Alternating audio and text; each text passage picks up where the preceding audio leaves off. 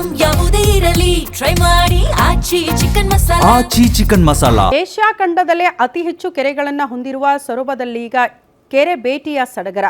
ಮಲೆನಾಡಿನ ಅಪ್ಪಟ ಗ್ರಾಮೀಣ ಕ್ರೀಡೆಯಾಗಿರುವ ಈ ಮೀನು ಶಿಕಾರಿಯನ್ನ ನೋಡೋದೇ ಒಂದು ಸಂಭ್ರಮ ಅಂತೆ. ಹಾಗಾದ್ರೆ ಇದರ ಸ್ಪೆಷಾಲಿಟಿ ಏನು, ಆ ಕುರಿತ ಒಂದು ರಿಪೋರ್ಟ್ ಇದೆ, ಬನ್ನಿ ನೋಡ್ಕೊಂಡು ಬರೋಣ. ಮಲೆನಾಡಿನ ಮಡಿಲಲ್ಲಿ ಮೀನು ಶಿಕಾರಿ ಸಂಭ್ರಮ.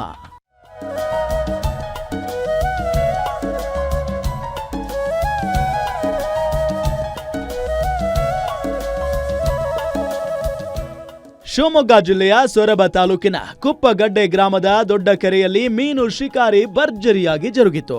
ಇಲ್ಲಿ ಜಾತಿ ಮತ ಭೇದವಿಲ್ಲ, ಹಿರಿಯರು ಕಿರಿಯರು ಎನ್ನದೆ ನೂರಾರು ಜನ ಏಕಕಾಲಕ್ಕೆ ಕೆರೆಗೆ ಇಳಿದು ಮೀನುಗಳಿಗಾಗಿ ಪೈಪೋಟಿ ನಡೆಸಿದ್ರು.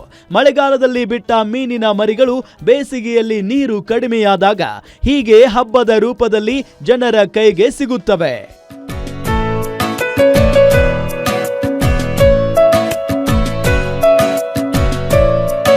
ಇದನ್ನ ಕಣ್ತುಂಬಿಕೊಳ್ಳಲು ಕೂಡ ಸಾವಿರಾರು ಜನ ಆಗಮಿಸುತ್ತಾರೆ. ಅಂದಹಾಗೆ ಮಳೆಗಾಲದ ಸಂದರ್ಭದಲ್ಲಿ ಕೆರೆಗಳಿಗೆ ಮೀನಿನ ಮರಿಗಳನ್ನ ಬಿಡಲಾಗುತ್ತೆ. ಬಳಿಕ ಬೇಸಿಗೆಯಲ್ಲಿ ಕೆರೆಯ ನೀರು ಕಡಿಮೆಯಾಗುವ ವೇಳೆ ಕೆರೆ ಬೇಟೆಯನ್ನ ಸಾರಲಾಗುತ್ತದೆ. ಈ ವೇಳೆ ಗ್ರಾಮಸ್ಥರಲ್ಲಿ ಎಲ್ಲಿಲ್ಲದ ಸಡಗರ.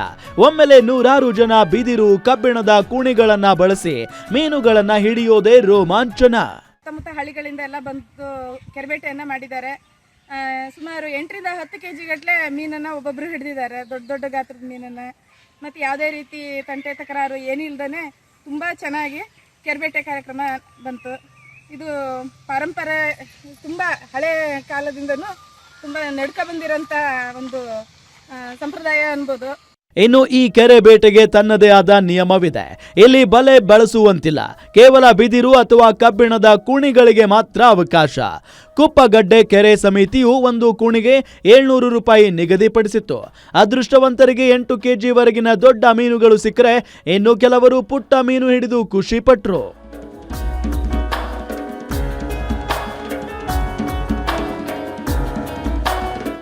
ಒಟ್ನಲ್ಲಿ ಆಧುನಿಕತೆಯ ನಡುವೆಯೂ ಮಲೆನಾಡಿನ ಈ ಗ್ರಾಮೀಣ ಕ್ರೀಡೆ ಎಂದಿಗೂ ತನ್ನ ಸೊಬಗನ್ನ ಉಳಿಸಿಕೊಂಡು ಬಂದಿದೆ.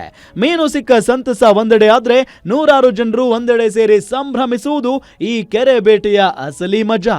ಕ್ಯಾಮರಾಮನ್ ಸಾವಂತ್ ಜೊತೆ ನವೀನ್ ಪುರದಾಳ್, ಗ್ಯಾರಂಟಿ ನ್ಯೂಸ್, ಶಿವಮೊಗ್ಗ.